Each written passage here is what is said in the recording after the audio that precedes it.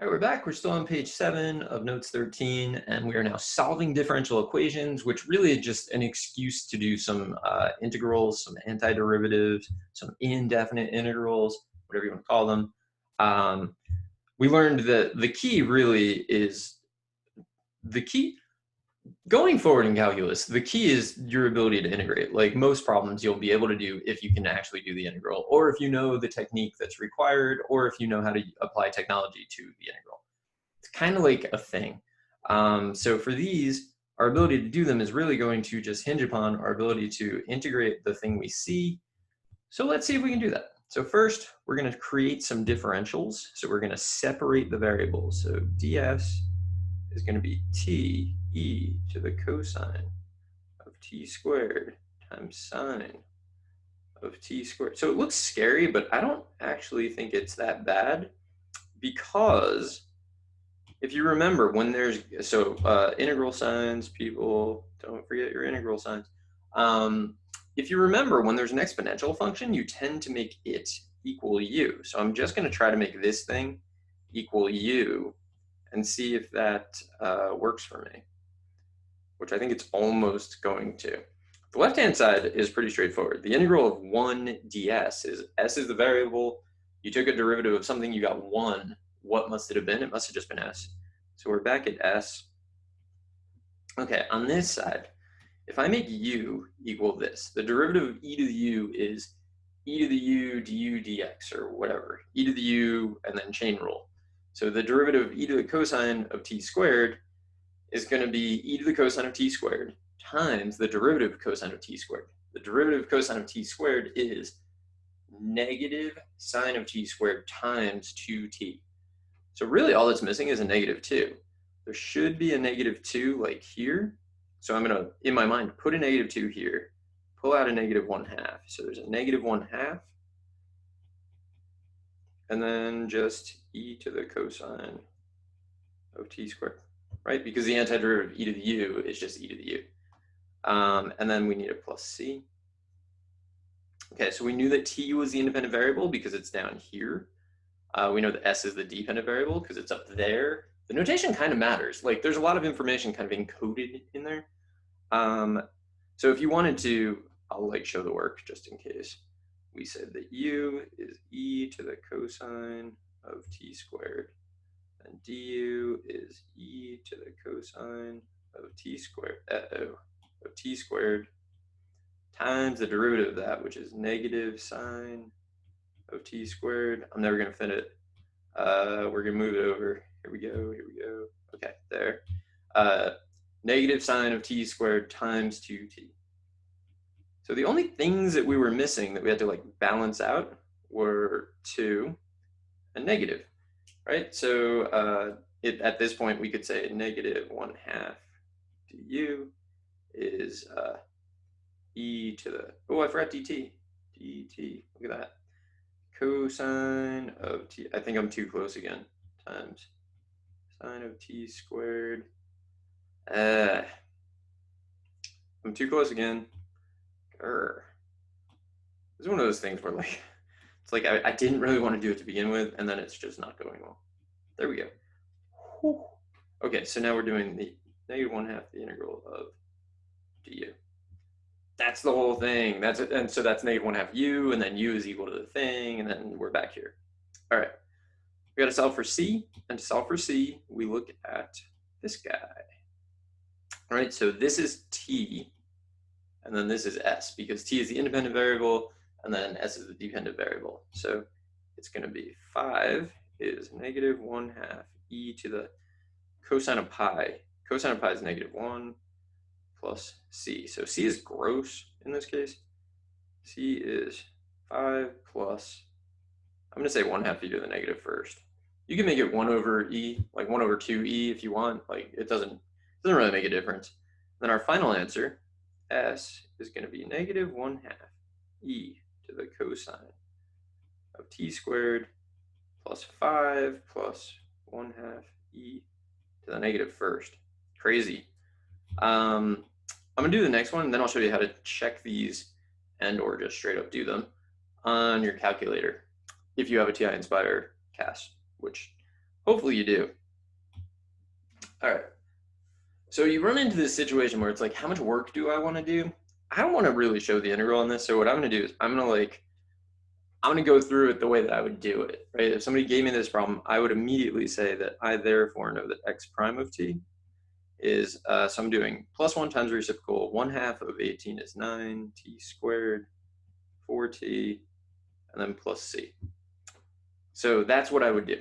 And then I would say that I know that this is true, which will allow me to solve for c.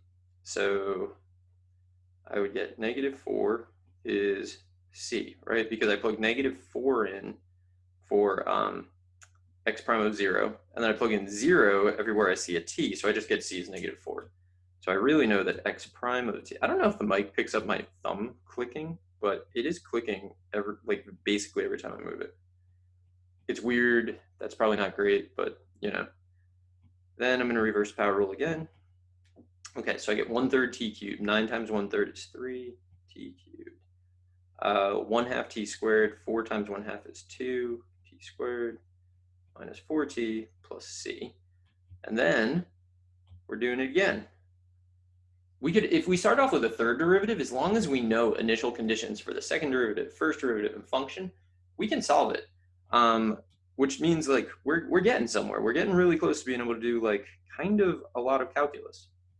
So I'm plugging in 1 for, I'm plugging in 1 for x of 0. So this becomes 1. And then all these become zeros. So just c equals 1.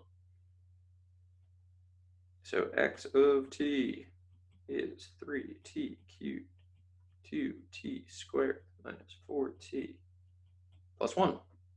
That's it. Oh, we're highlighting answers. Nice. Okay. Let's go to the calculator and check these. So these are like basic introductory differential equations. Differential equations, you're going to take a whole class on it in college. So it's not like a small topic. It's a huge topic. So let's see. I'm going to start a new document, or you start a new problem. It doesn't really matter. So I'm in the calculator page. I'm going to press menu 4, and then I'm going to press up. Like you can just arrow down a lot, but pressing up is a little faster. I need differential equation solver. It's such a common thing to do that there's a solver for it. Okay, so I have a CX2, which has this wizard thing, and it like basically walks you through what you want to do. If you don't have that, then what you want to do is wait until I press enter, and it'll show you essentially what you have to type in if you have a CX1. So here it's going to be y prime is, you have to use prime notation. You don't use like dy dx. 12x times, that multiplication should not be optional, so make sure you put it in.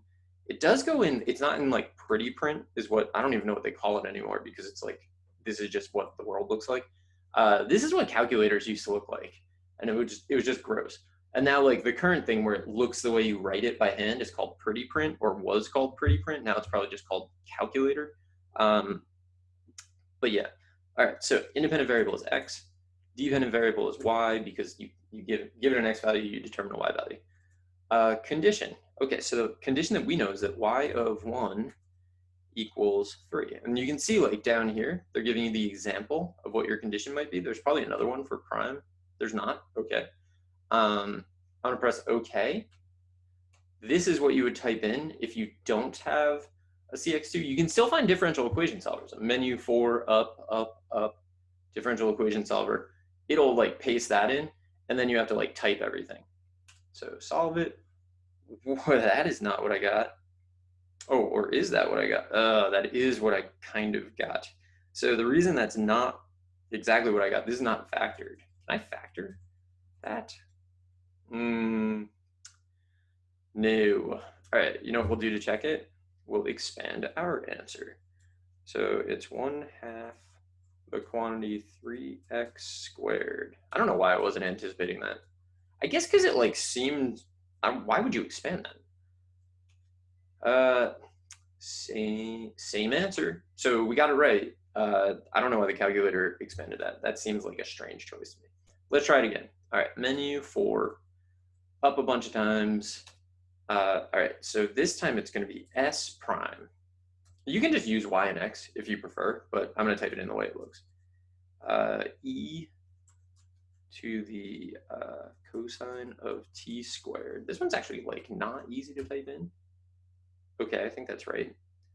Times sine of t squared. Okay, I think I'm pretty confident that's t e to the cosine of t squared times sine of t squared. Yeah, I think that's right. Independent variable is t. Dependent variable is s. Initial condition, s of the square root of pi equals 5. Press enter. It types it all in for you, and let's see what happens. -1/2 plus, yeah. Yep, that's what we got. It even does the e to the negative first thing. I wasn't sure it would do that. All right, let's try this last one, which it's going to be a little different. Maybe, why am I doing menu 6? Menu 4, differential equation solver. Here we go. So x double prime. So, oh, I should tell you where the prime key is. So prime is in the question mark. So it's actually just an apostrophe. So there, and then if you want double prime, you do it twice. You don't use this. This is actually like quotes. Like this will open like, it's a template with like quote, template, quote. Here, I'll do it. Well, it doesn't look that way here, but trust me, it is. So I'm doing that twice. Like I gotta get this, x double prime. I apologize. Like if you didn't know that, then the previous parts were probably hard to follow. Okay, we get this. Independent variable is t. Dependent variable is x, which is an unusual. It's not unusual. It's unusual in like Calc 1. It's not weird at all for that to be the case, that the x coordinate depends on t. Like think about parametric equations. Hopefully you've studied those at some point. All right, let's see. X prime of 0 is -4 and x of 0. So I'm giving it 2 initial conditions. And I think it's going to solve it. So this is what you would type in, DE solve. It says on the far left this. So it gives me 3t cubed plus 2t squared minus 4t plus 1. It solved it for us. Kind of amazing. So yeah, make sure you know how to do that. Differential equation is going to return with a vengeance later on in the year. Like notes up there, 20-ish or something, which actually isn't that far away. But these are the basics, right? So we did them by hand, we checked them by calculator. The solution to a differential equation is a function that's continuous on an open interval that contains the initial condition.